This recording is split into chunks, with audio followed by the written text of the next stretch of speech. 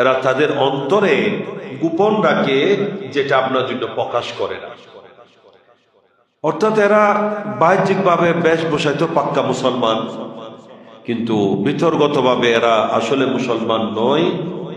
আল্লাহ এবং রসুলের প্রতি তাদের কোনো আস্থা, বিশ্বাস, ভক্তি, শ্রদ্ধা কিছুই নাই।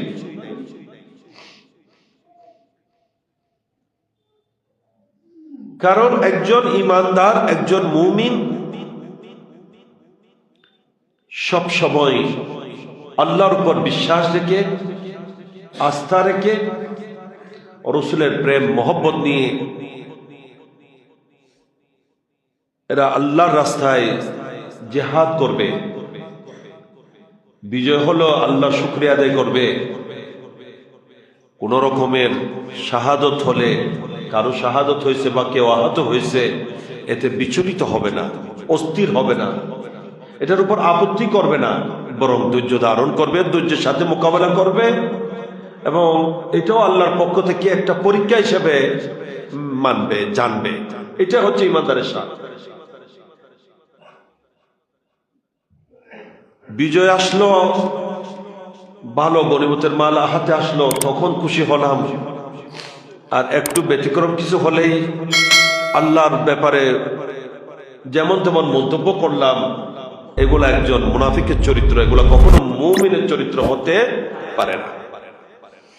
এই জন্য সময় অসময়, ভালো মন্দ, আপ ডাউন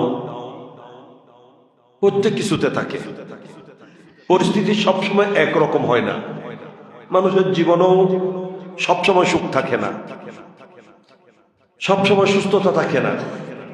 একেবারে আপনি একটা দিনের মধ্যেও চিন্তা করুন, পুরো একটা দিন কেউ একেবারে আনন্দের মধ্যে কাটাতে পারবে না। কোনো না কোনো পেরেশানি হয়তো চলে আসবে, কোনো না কোনো দুঃখ হয়তো কথার মাধ্যমে, কোনো আচরণের মাধ্যমে, কোনো না কোনো ব্যাপারে কোনো রকমের পেরেশানি অবশ্যই পেয়ে যাবে।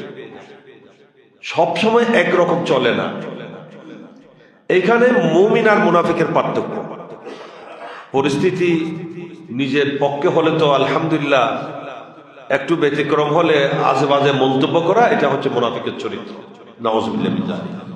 আর একজন মুমিন সবসময় আল্লাহর উপর ভরসা রাখবে। কোনো বিপদ যখন আসবে, বিপদে অধৈর্য হবে না, ধৈর্যের সাথে বিপদ মোকাবেলা করবে এবং একটি কথায় বলবে, ইন্না লিল্লাহি ওয়া ইন্না ইলাইহি রাজিউন, যে আমরা আল্লাহরই জন্য, আমরা তো আল্লাহরই জন্য, যা কিছু হয় সব আল্লাহর পক্ষ থেকে।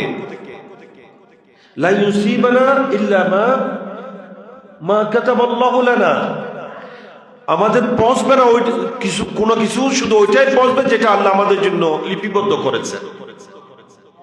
আল্লাহর ফয়সালার উপর আমি সন্তুষ্ট।